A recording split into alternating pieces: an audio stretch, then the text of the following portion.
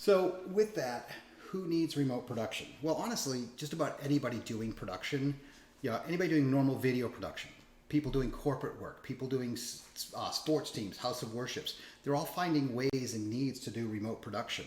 And every day I hear of a new case and a new scenario. I'll talk about one that just came up this morning before we did this presentation. But, video production, okay? The whole point here is put the cameras where the talent is. So what we've done is, if you look at my setup here, which you can't, but, I've got a couple NDI cameras. I've plugged those into a PoE switch. That switch is plugged into my network. I've got my Dell server, my Dell laptop on there. It's doing all that.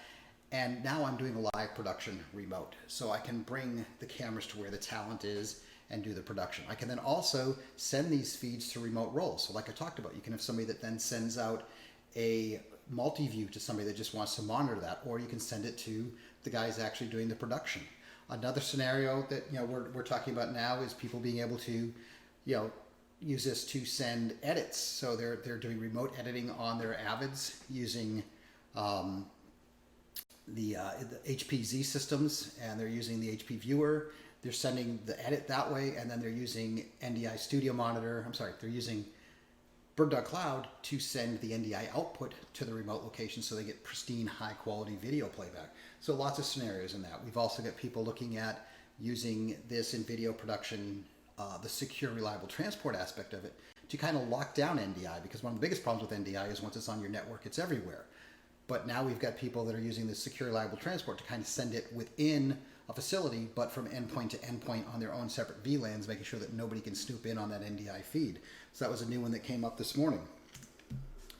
Corporate. Corporate is using this in a lot of different ways.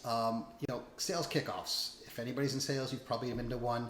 They're not going to do them the same way. They're not going to be bringing in as many people, but this is a way to bring in a high quality production and remote people into a sales kickoff. Marketing events. So again, instead of using a webcam, you can do a marketing event and have much higher quality than you're used to having. Same thing for product launches and demos. And what I'm seeing a lot going on now is what I call like city hall meetings or morale boosters.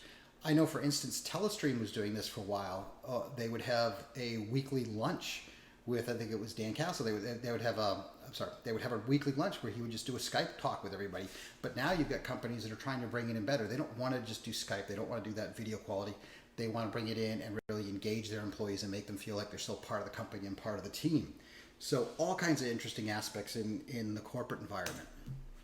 Sports, you can truthfully do a full game production. I mean, you could fully remotely produce a game for streaming content, for anything you want, because you're just going to take in all those camera feeds, switch it remotely. Not talking live in-game entertainment. You could do that, but it's not really the design of it. It's more just for live streaming and live production. We've also got cases where we've got remote coaching happening. So the players are on the field, the players are having a practice, they've got multiple camera angles, they are sending those back through Bird.Cloud to a coach who's sitting there in his house with 4 monitors set up, each of them with an NDI decoder behind the monitor, and he can watch all the different camera angle feeds of practice. And he can pick up the phone and call and talk to them and tell them what's going on. So lots of different ways of doing it in sports. House of worship. So, this is a place this is one of the first places where it really started demanding people coming back to. So you're trying to bring people back into churches, but you want to bring the most people you can in, but reduce it. So why not move the production folks off-site? That's less bodies you have to have in. So now you've got your PTZ cameras, you've got your production crew outside, not on premise. You can bring more people into worship. I've also got a church that they were doing remote masses and blessings.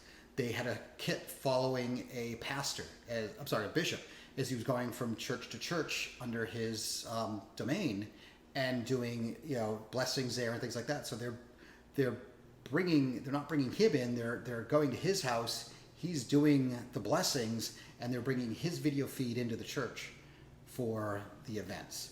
And then, of course, again, remote streaming. So anything you want to do remotely, really powerful for this.